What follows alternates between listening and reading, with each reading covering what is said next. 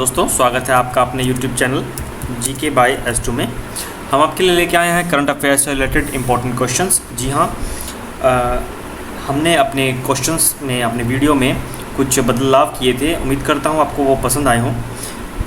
तो देर न करते हुए शुरू करते हैं आज का पहला क्वेश्चन।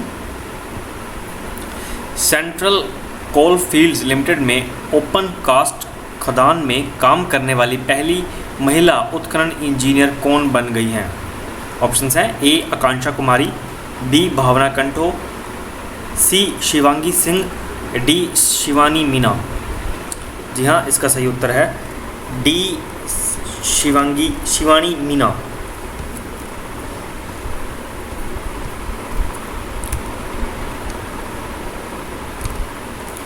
जी हाँ, शिवानी मीना एक IIT जोधपुर की पूर्व छात्रा हैं जो कोल इंडिया की शाखा CCL central coal fields limited में एक ओपन कास्ट खदान में काम करने वाली पहली महिला उत्खनन इंजीनियर बन गई हैं। वह CCL की राजरप्पा परियोजना में तैनात होंगी जो कोयला खनन दिग्गज के महत्वपूर्ण उद्यमों में से एक है। अब तक यह पद पुरुषों को ही था। अगला क्वेश्चन, लेबनान के नए प्रधानमंत्री के रूप में किसे नियुक्त किया गया? लेबनान के नए प्रधानमंत्री के रूप में किसे नियुक्त किया गया है? ऑप्शंस हैं ए मिशेल ऑन, बी हसन दीबा, सी अजीज अखनौज या डी नजीब मिकाती। जी हाँ, इसका सही उत्तर है डी नजीब मिकाती, जो लेबनान के नए प्रधानमंत्री के रूप में नियुक्त हुए हैं। नजीब मिकाती के बारे में कुछ जानकारी इस तरह से है। नजीब मिकाती लेबनान के सबसे अमीर आदमी प्रधानमंत्री बने हैं। एक ऐसा पद जो उन्होंने पहले भी 2 बार संभाला है। जी हाँ, इससे पहले वे 2 बार लेबनान के प्रधानमंत्री रह चुके हैं। उनकी नियुक्ति एक मंत्रिमंडल के नामकरण के साथ महीनों के राजनीतिक पक्षघात को समाप्त करती है। मुद्रा का मूल्य गिर गया, फिर भी बेरोजगारी और मुद्रास्फीति बढ़ गई है। बिजली, ईंधन और दवाएं कम आपूर्ति है और थोक राजनीतिक सुधारों के आह्वान पर देश में लगभग 2 वर्षों के विरोध प्रदर्शनों से हिल गया। जिस दौरान इनको प्रधानमंत्री के रूप में नियुक्त किया गया, उस दौरान देश में ये सब घटनाएं घट रही थी। लेबनान एक उचित कार्यशील सरकार के बिना था जब से तत्कालीन प्रधानमंत्री जो उस टाइम थे प्रधानमंत्री हसन दीब ने 4 अगस्त 2020 को बड़े पैमाने पर विस्फोट के बाद बेरूत बंदरगाह और आसपास के क्षेत्र को नष्ट कर दिया था। जी हाँ, तब से ये लेबनान जो है उचित कार्यशील सरकार के ही बिना था। जी हाँ, अब इसके जो प्रधानमंत्री बने हैं नजीब मिकाती, जो पहले भी 2 बार प्रधानमंत्री रह चुके हैं। अगला क्वेश्चन, कौन सा स्पेस टेक स्टार्टअप इसरो के साथ औपचारिक रूप से अपनी विशेषज्ञता और सुविधाओं का उपयोग करने के लिए एक समझौते पर हस्ताक्षर करने वाली पहली निजी कंपनी बनी है? जी हाँ, वह कौन सी कंपनी है? ऑप्शंस हैं ए अग्निकुंड ब्रह्मांड, बी स्काईरूट एरोस्पेस, सी ध्रुव स्पेस, डी बेलाट्रिक्स एरोस्पेस। इसका सही उत्तर है बी स्काईरूट एरोस्पेस। जी हाँ, हैदराबाद स्थित अंतरिक्ष प्रौद्योगिकी स्टार्टअप स्काईरूट एरोस्पेस इसरो के साथ औपचारिक रूप से एक समझौते में प्रवेश करने वाली पहली निजी कंपनी बन गई है। जी हाँ, कौन सी कंपनी? स्काईरूट एरोस्पेस किसके साथ? इसरो के साथ औपचारिक रूप से समझौता करने वाली पहली निजी कंपनी बन गई है और अगले साल लॉन्च से पहले अपने छोटे रॉकेट का परीक्षण और योग्यता प्राप्त करने के लिए बाद की विशेषज्ञता और पहुंच सुविधाओं से लाभ उठाने के लिए तैयार है।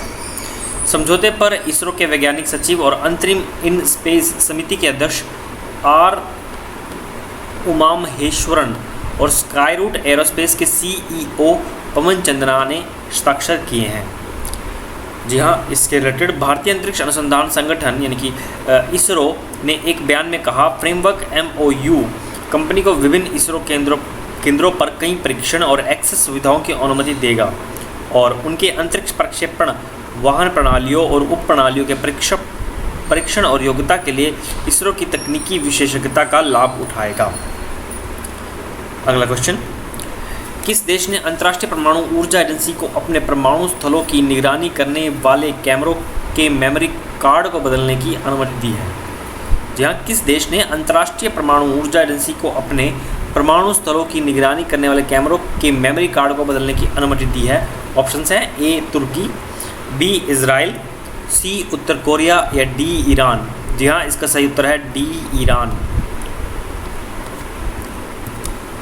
जी हाँ, सबसे पहले तो IE इससे जो रिलेटेड है, IAEA की फुल फॉर्म जान लेते हैं। इसकी फुल फॉर्म है इंटरनेशनल एटॉमिक एनर्जी एजेंसी। जी हाँ, ईरान और IAEA ने पहले घोषणा की थी कि वे निरीक्षकों को एजेंसी के निगरानी उपकरणों की सेवा करने की अनुमति देने पर सहमत हुए हैं, क्योंकि तेहरान ने इस साल की शुरुआत से पहुंच प्रतिबंधित कर दी है।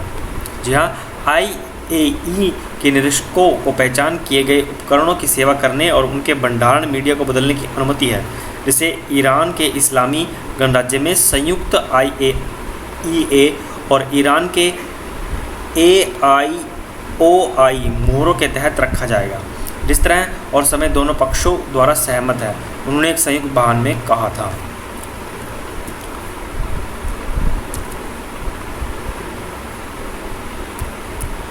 अगला क्वेश्चन, भारत के किस राज्य ने बाजरा मिशन शुरू किया है? जी हाँ, भारत के किस राज्य ने बाजरा मिशन शुरू किया है? ऑप्शंस हैं A Assam, B Uttar Pradesh, C Bihar या D छत्तीसगढ़। इसका सही उत्तर है D छत्तीसगढ़ ने बाजरा मिशन की शुरुआत की है। जी हाँ, इसके बारे में थोड़ी जानकारी और ले लें। छत्तीसगढ़ राज्य के मुख्यमंत्री जो हाल ही के मुख्यमंत्री हैं श्री भूपेश बघेल ने बाजरा मिशन शुरू किया है। बाजरा मिशन का उद्देश्य किसानों को छोटी अनाज फसलों के लिए उचित मूल्य दर प्रदान करना है। मुख्यमंत्री भूपेश बघेल ने हाल ही में कहा था कि आने वाले समय में राज्य देश का बाजरे का हब बनेगा। जी हाँ, पूरे देश में जो ये राज्य है छत्तीसगढ़, ये बाजरे का हब बनेगा। बघेल ने भारतीय बाजरा अनुसंधान संस्थान हैदराबाद और छत्तीसगढ़ के 14 जिलों के कलेक्टरों के बीच बाजरा मिशन के तहत समझौता ज्ञापन पर हस्ताक्षर करने के लिए आयोजित एक कार्यक्रम में कहा, लघु वनोपज की तरह हम छोटी अनाज फसलों को भी छत्तीसगढ़ की ताकत बनाना चाहते हैं। जी हाँ, मुख्यमंत्री भूपेश बघेल का कहना है कि जो किसानों को जो छोटी अनाज फसलों के लिए उचित मूल्य दर प्रदान किया जाए, इसके लिए इन्होंने बाजरा मिशन शुरू किया। कहाँ पर? छत्तीसगढ़। अगला क्वेश्चन, किस राज्य की विधानसभा ने राज्य को नीट से स्थायी छूट देने के लिए एक विधेयक पारित किया है? जी हाँ, ये क्वेश्चन जो है बहुत इंपॉर्टेंट है। हर बच्चे, आजकल के बच्चे जो नीट की तैयारी में लगे हुए हैं, तो इस नीट से रिलेटेड एक क्वेश्चन ये बनता है कि किस राज्य की विधानसभा ने राज्य को नीट से जो छुटकारा दिलाया है वह कौन सा राज्य है? ऑप्शंस हैं A Tamil Nadu, B Kerala, C Gujarat या D आंध्र प्रदेश। इसका सही उत्तर है A तमिलनाडु। तमिलनाडु की राज्य ने नीट से स्थायी छूट देने का एक विधेयक पारित किया है। इसके बारे में थोड़ी और जानकारी देख लेते हैं। नीट की, सबसे पहले तो नीट की full form national eligibility cum entrance test. जी हाँ, national eligibility cum entrance test. Tamil Nadu विधानसभा ने सोमवार को एक विधेयक पारित कर राज्य को नीट यानी कि ये राष्ट्रीय पात्रता सह प्रवेश परीक्षा से स्थायी छूट देने की मांग की। Tamil Nadu under graduate medical degree courses में प्रवेश विधेयक 2021 NEET विरोधी बिल को भारतीय जनता पार्टी को छोड़कर, मतलब सिर्फ बीजेपी को छोड़कर, अखिल भारतीय अन्ना द्रविड़ मुन्नेन कड़गम सहित सभी दलों ने समर्थन दिया था। जी हाँ, ये नीट से छुटकारा पाने का जो आइडिया है ये कैसे उत्पन्न हुआ? जी हाँ, तमिलनाडु में एक 19 वर्षीय मेडिकल उम्मीदवार ने को अपने ही घर पर आत्महत्या से मृत्यु हो जाने के बाद बिल पेश किया गया था। जी हाँ, एक तमिलनाडु में 19 साल का जो लड़का मेडिकल के लिए तैयारी कर रहा था, उसकी आत्महत्या को देखते हुए यह बिल पास किया गया। नीट स्नातक चिकित्सक पाठ्यक्रमों के लिए अखिल भारतीय स्तर की प्रवेश परीक्षा है। यहाँ यह एक एंट्रेंस एग्ज़ाम है। इस साल यह परीक्षा देश भर में 12 सितंबर को आयोजित की गई थी। अगला क्वेश्चन, रेबेका ग्रिन्सपेन ने संयुक्त राष्ट्र संघ की पहली महिला महासचिव के रूप में कार्यभार संभाला। जी हाँ, रेबेका ग्रिन्सपेन ने संयुक्त राष्ट्र संघ की पहली महिला महासचिव के रूप में कार्यभार संभाला। ऑप्शंस हैं UNFPA, B UNCTAD, C UNDP, D UNEP। इसका सही उत्तर है B UNCATD।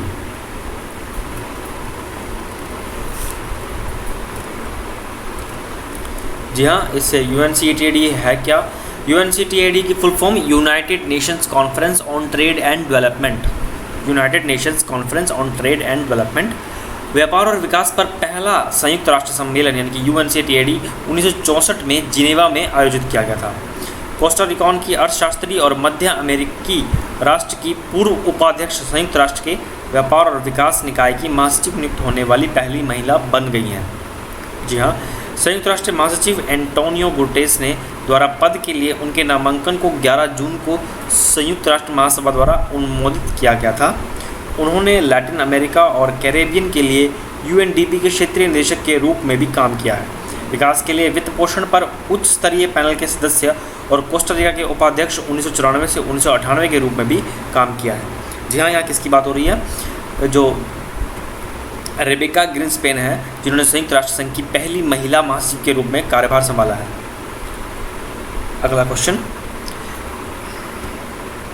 भारत सरकार किस तारीख को हिंदी दिवस मनाती है? जी हाँ, ये क्वेश्चन दिखने में बहुत से लोगों को आता भी होगा, पर यह क्वेश्चन बहुत इंपॉर्टेंट है कि इंडियन लैंग्वेज के रूप में भारत सरकार किस तारीख को हिंदी दिवस मनाती है? ऑप्शंस हैं A 12 September, B 14 September, C 11 सितंबर या D 13 सितंबर। इसका सही उत्तर है B 14 सितंबर को भारत सरकार जो है हिंदी दिवस मनाती है। हिंदी दिवस से रिलेटेड थोड़े और क्वेश्चन बनते हैं। जी हाँ, भारतीय संविधान के किस अनुच्छेद में यह लिखा गया? तो अनुच्छेद 343 के तहत हिंदी को राष्ट्रभाषा के रूप में अपनाया गया। और ये कब हुआ था? 14 सितंबर 1949 को हिंदी को भारत संघ की राजभाषा के रूप में अपनाया गया था। बाद में इसे 1950 में भारत के संविधान ने देवनागरी लिपि में हिंदी को भारत की आधिकारिक भाषा घोषित किया था। जी हाँ, कौन से अनुच्छेद में है? 343वें अनुच्छेद में। और कब? बाद में 1950 में। जी हाँ, अगला क्वेश्चन, अमेरिका ने अफगानिस्तान को कितनी सहायता राशि देने का वादा किया? अमेरिका ने अफगानिस्तान को कितनी सहायता राशि देने का वादा किया? ऑप्शंस है 74 मिलियन अमेरिकी डॉलर, B 64 मिलियन अमेरिकी डॉलर, C 44 मिलियन अमेरिकी डॉलर या D 84 मिलियन अमेरिकी डॉलर। इसका सही उत्तर है B 64 मिलियन अमेरिकी डॉलर। जी हाँ, अमेरिका ने अफगानिस्तान को 64 मिलियन अमेरिकी डॉलर की सहायता देने का वादा किया है। इसके बारे में थोड़े संदर्भ में जान लें। सबसे पहले तो USAID ये है क्या? जो एक यूनाइटेड स्टेट्स है उसकी जो एजेंसी है, जो इंटरनेशनल डेवलपमेंट के लिए जो एजेंसी है, उसकी फुल फॉर्म है United States agency for international development. हाल के हफ्तों में अपनी सैन्य वापसी से पहले अमेरिका अफगानिस्तान में युद्ध पर एक दिन में अनुमानित लगभग 300 मिलियन खर्च कर रहा था। जो बाइडेन जो प्रशासन ने अभी तक तालिबान को अफगानिस्तान की सरकार के रूप में आधिकारिक तौर पर मान्यता नहीं दी है, क्योंकि आतंकवादी समूह ने अमेरिका से बाहर निकलने के बाद तेजी से सत्ता संभाली थी। जो फंडिंग होती है US agency for international development यानी कि USAID और US स्टेट डिपार्टमेंट से आएगी। UN और स्वतंत्र सहायता समूह के माध्यम से वितरित की जाएगी। USAID ने कहा कि नवीनतम दान से इस वर्ष अफगानिस्तान में अमेरिकी मानवीय खर्च 330 मिलियन डॉलर हो गया है, जिससे यह सबसे बड़ा विदेशी दाता बन गया है। अगला क्वेश्चन, पहला क्वाड समिट 2021 किस तारीख को होने वाला है? पहला क्वाड समिट 2021 किस तारीख को होने वाला है? ऑप्शंस हैं A 24 September, B 26 September, C 25 सितंबर या D 23 सितंबर। इसका सही उत्तर है A 24 सितंबर को जो है पहला क्वाड समिट 2021 होने वाला है।